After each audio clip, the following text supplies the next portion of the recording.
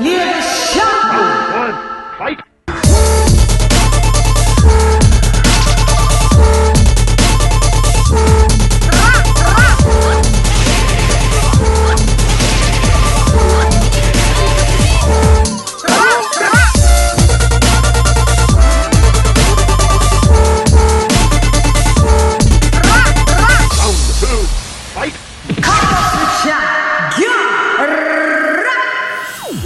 It was an ugly scene. John shouldn't have done it.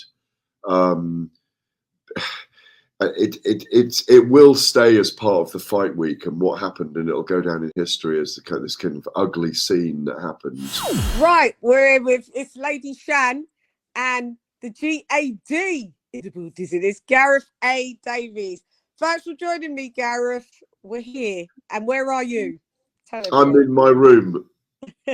What room? I'm in my room in Riyadh, Saudi Arabia. About to go into like day 3 really of the set pieces. First day, media day at the opulent Hotel Hilton and its marble floors and the fracas and the brouhaha between the teams and the headbutts and all that news, the international news. Yesterday we had the grand rivals down at Boulevard City that went on till about 11:30. There were still people working down there about 1:30 in the morning, chopping up video and all kinds of things, really, editing their photos. And today, and it's all in the evening, it's all in the evenings. And today we have the media workouts where they'll set up the ring down there, and every fighter on the card will work out in the ring with their trainers. It's very, very hot, obviously. It feels really big. We're all traveling across the city from different hotels to get to the venue, the media shuttle venue. They all get shuttled to Boulevard City. We've all got our passes now. Hooray. So the set pieces go on every day. I mean, in a couple of hours, I've got a lunch with, I think Lennox Lewis is coming, a lunch with Lennox Lewis and Frank Warren, organised by the promoter Frank Warren. Yeah. In a complex outside an Italian restaurant in the city. There's a lot of travelling around. There's a lot of being organised to be at the set pieces because is there a lot of moving parts where top, middle, and bottom all exactly, and sometimes the bottom doesn't meet the top, all that kind of stuff. Yeah, or the middle doesn't meet the bottom. Exactly. Yeah, so that's actually a great segue onto, unfortunately, where we're going to have to start with the melee that happened yesterday. Oh, well, was it yesterday? Monday. Monday. It's Wednesday now. That was Monday afternoon. Yeah. Monday afternoon, as we saw the almighty headbutt from John Fury to Team Usyk, who we found out is a 30-year-old lad. I saw the footage initially, the first angle. Now I've seen all different angles, and I'm not sure if you've seen all the angles. I just want to know what your take on the situation was. Well, it was ugly, and it wasn't the way that the fight week should have started. Stanislav Stepchuk was the name of the friend of Alexander Usyk's here as part of his. Maybe I'd say both of them have got an entourage of about 25, 30 people, both fighters. And it is like two tribes going to war. They were at it again last night, chanting Usyk, Usyk, Fury, Fury. It was much more good-natured last night, I hasten to add. And the security are very, very conscious now of keeping them apart when the two teams are kind of passing each other and so on. Look, it was an ugly scene. I've done an interview with John Fury. I mean, I wrote a piece about it on the day, and it was, rather than commenting on a few words on Instagram or 140 characters or whatever it is now, 280 characters on Twitter. It was an ugly scene. John shouldn't have done it. It will stay as part of the fight week and what happened, and it'll go down in history as this kind of ugly scene that happened. Yeah, John has apologised and regrets it, I'm sure, but he said to me at the time, I do things for a reason. I've done this interview with him that's in today's Telegraph, actually. It's in the newspaper today.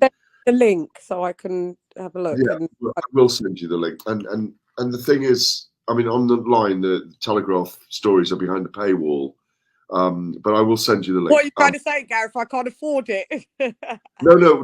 What I'm saying, if you're putting the link out, it's behind the paywall. If you're putting it out anyway, but I will send you. But I'll send you the story right now. Yeah, please. I think. I think first of all, it was. John is very volatile in weeks when his sons are fighting. We've seen it with Tommy Fury. We've seen it with Tyson in the past. Mm-hmm. And in an interview I did with him, it's a few weeks ago, I did a long interview with John. I don't do many long interviews with John, but I've known him a long time. I've known John about 16 years. He's a very passionate character. When he's not around the fight world, he's living very quietly. He lives off the land. And In the camp, seen it. He lives a very quiet life. He's a very particular kind of guy. Listen, he's quite volatile. We know that. You can't condone what he did. No. It was an international incident. The story went everywhere. It was all that anyone was talking about here on Monday, Chen. Mm-hmm. He's become part of the hype and promotion of the contest. Some people were even wondering whether this melee was set up and it just went a little bit too far. I don't think it was. I think it was natural. Yeah, it was natural. We don't really want to see it. It reminded me of what it could have erupted into was a massive brawl, and that would have been a disgrace. It could have erupted into the fight not absolutely happening. There you go. Exactly. And violence is and brutality is not looked well upon in this country. And there could have been lots of different things happen. I'm sure the authorities weren't very happy about it, but it wasn't glossed over. But it was. I think it was the main news story on Monday. It kind of reminds me of what happened when Lennox Lewis and Mike Tyson met in the Hudson Theatre, and obviously there was a melee, and Mike was fined $375,000 that day for in New York for biting Lennox Lewis's leg, and also of course the Las Vegas, Nevada said they weren't going to sanction the fight. They went to Memphis, whatever it was, 6-7 months later, and Lewis stopped Mike Tyson in 8 rounds. It's a big talking point. But those are fighters, at least that were butting heads. But John's living every moment with his sons. You've got to realise what it's like. He's in there with them. He's very, very, he's from 10 generations of bare knuckle fighters, and 8-4 on his boxing record. I mean, with 1 knockout and 2 stoppages. So, he didn't achieve a lot as a boxer, and I've talked to him about that, and he said, he never had a training camp. He never had it was different when he was involved in those days. Everybody in the camp, they were scared. Yeah, probably. Yeah. Why didn't he do that to Ike Akawande? I can one day beat him in the pros, I think. Yeah, exactly. Why didn't he headbutt him? He probably would have. He probably would have if he'd got an opportunity.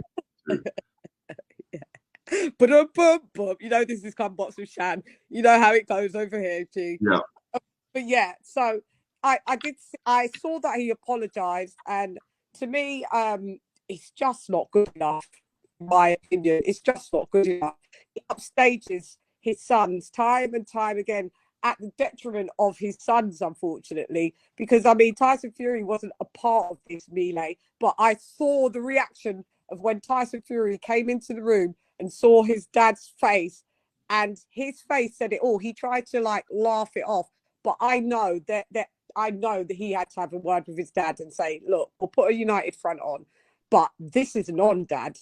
This isn't on.